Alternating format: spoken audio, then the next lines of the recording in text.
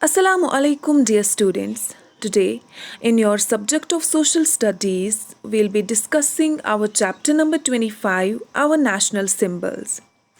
National symbols वो symbols होते हैं एक कंट्री के जो उसको डिफरेंट बनाती है बाकी कंट्रीज से।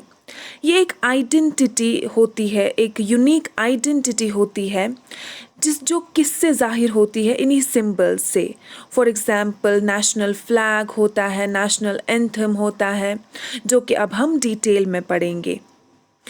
नेशनल सिंबल्स फॉर एग्ज़ाम्पल हर एक स्कूल की एक यूनिक यूनिफॉर्म होती है जो आपको डिफरेंट बनाती है बाकी स्कूल से। वैसे ही हर एक कंट्री के कुछ यूनिक सिंबल्स है, नेशनल फ्लैग है, नेशनल एंथम है, एट्सेट्रा।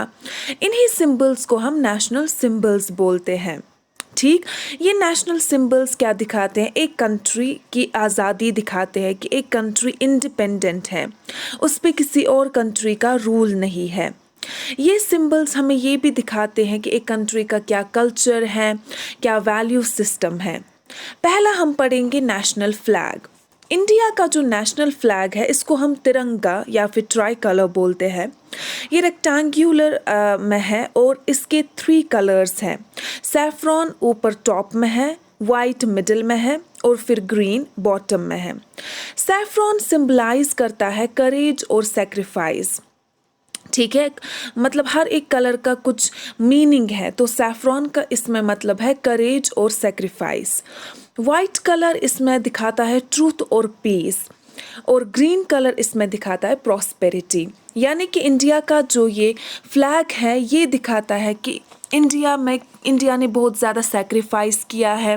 इंडिया हमेशा रहा है ट्रूथ और पीस के साथ, और इंडिया हमेशा किसके साथ है? प्रॉस्पेरिटी के साथ, तरक्की के साथ। जो बीच में आप वाइट बैंड में देख रहे हैं इसको हम बोलते हैं अशोका चक्र। अशोका चक्र एक धर्म चक्र, ये कुछ व्हील टाइप है। जब अशोका का रूल चल रहा था ये उस टाइम से लिया गया है। जो अशोका का पिलर है सरनाथ में, वहाँ से इसको लिया गया है और फिर ये नेशनल फ्लैग में इंक्लूड किया गया। After that is national emblem.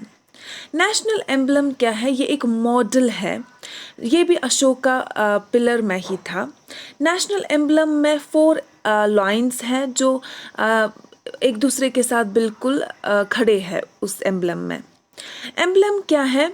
ये हमें दिखता है इंडिया के करेंसी नोट्स में, है ना।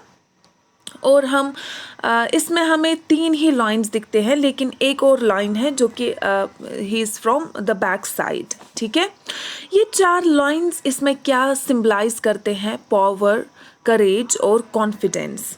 ठीक है, जो 4 एनिमल्स के नीचे हैं वो क्या है? एलिफेंट, बुल, लॉयन और हॉर्स। ये एनिमल्स हमें दिखाते हैं बुद्धा की लाइफ के बारे में। ये सिंबलाइज करते हैं बुद्धा की लाइफ को, और जो पूरा स्ट्रक्चर है ये किस पे है? लोटस पे। इसी एम्बलम के नीचे कुछ लिखा है सत्यमेव जयते। सत्यमेव जयते का मतलब है हमेशा सच्चाई की जीत होती है।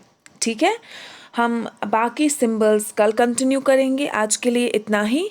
टेक केयर, अल्लाह हाफिज़।